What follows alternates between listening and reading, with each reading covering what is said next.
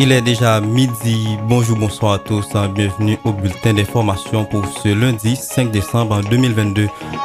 Ronnie Célestin et Hervé Foucan tombent sous les sanctions des États-Unis d'Amérique. Le département américain du Trésor a ajouté les noms du sénateur Ronnie Célestin et de son ancien collègue Hervé Foucan sur la liste des personnes dont les avoirs aux États-Unis sont bloqués. Selon les autorités américaines, Ronnie Célestin et Hervé Foucan sont sanctionnés pour s'être livrés à des activités qui ont matériellement contribué à la prolifération internationale des drogues illicites ou de leurs moyens de production. Le gouvernement haïtien, à travers le ministère de la Santé publique et de la Population, a organisé la traditionnelle cérémonie de commémoration de la Journée mondiale du sida sur le thème « Poussons pour l'égalité » le jeudi 1er décembre 2022.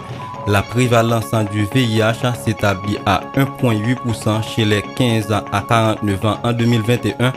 De plus, parmi les 4300 nouvelles infections, 590 sont des enfants, soit 13% du total. Par ailleurs, les nouvelles infections ont chuté de 30% par rapport à 2015, a avancé le ministre de la Santé publique, le docteur Alex Larsen.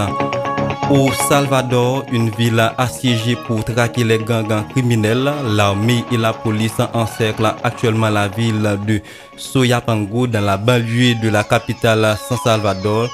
Plus de 140 membres présumés de gangs ont été arrêtés durant cette opération spéciale lancée le week-end écoulé. Selon le président Nayib Bukele, l'État a repris le contrôle de la ville.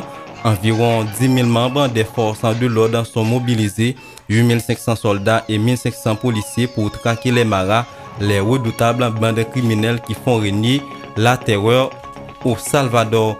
Et pour finir, nouvelle vague des frappes russes, l'eau et l'électricité coupées dans plusieurs villes. Des missiles russes se sont abattus dans le sud de l'Ukraine ce lundi 5 décembre, tuant au moins 2 personnes selon les autorités locales et régionales. Des frappes qui ont conduit à des coupures d'eau et d'électricité dans plusieurs villes ukrainiennes. C'est là que nous mettons un terme au bulletin d'information aujourd'hui. Merci de nous avoir suivis. Jivens Laguerre était au micro.